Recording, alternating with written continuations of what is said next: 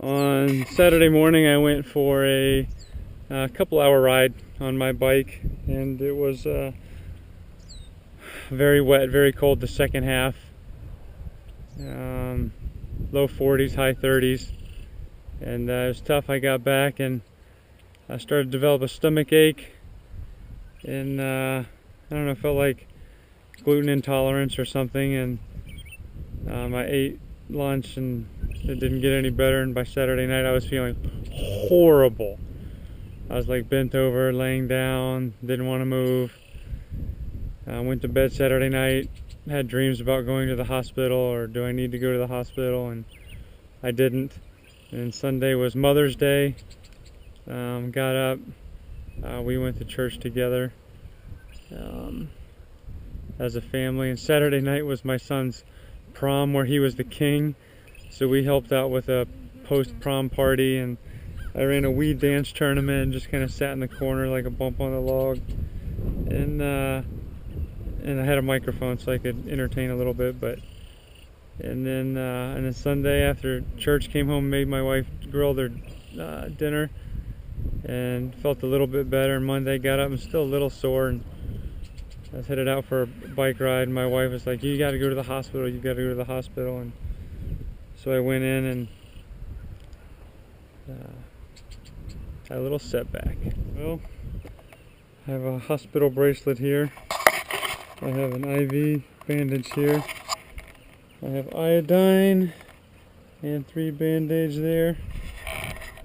I just was released from the hospital today for a laparoscopic appendectomy, which means I had appendicitis and they had to do an emergency removal of it. So that's a little setback in my training, in my season. I'm at least a week off for training. I'm at least 2 weeks out of the pool. So for Green Bay Triathlon, I probably won't be able to compete in that. And then the High Cliffs half is borderline. It's like 5 weeks out. And I already had 2 peak/taper weeks and 1 transition week, and I feel like I'm going to be really out of shape for that. But sometimes you get sick, sometimes you got to get made better, and my appendix needed to get taken out. I can't lift anything over 10 pounds for 6 weeks, otherwise I could get a hernia out of the 2-centimeter hole they put in my belly button. So anyway, that's the update this week. Hope you stay well, stay healthy.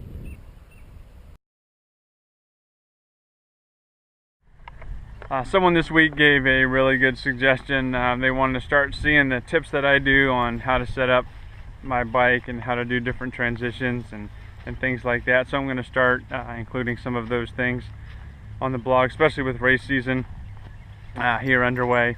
A lot of things that you can do to shave a lot of time out of your transition and to make it a lot easier for you. And then also, you know, like hydrating during races, and what you need to do, and eating and stuff like that. So, you know, shorter distances are a lot easier to handle, a lot less demands, because your body can pretty much finish the race without doing too much. But once you get over 2.5–3 hours, you got to start feeding your body and hydrating it fairly heavily. So I'll start posting some of those things, and you can see here I'd show my bike being set up for Ironman St. George, and how I have it set up for the race. So I got this gel, so when I run up I can just grab it. I got 2, one on each side in the arrow position, one here behind the water bottle. 2 Cliff shot blocks, high sodium. These are all 200 milligrams of sodium each. 2 gel packs tied down with tape and a rubber band. This is inflator in case the tubular gets a puncture. Another Cliff block.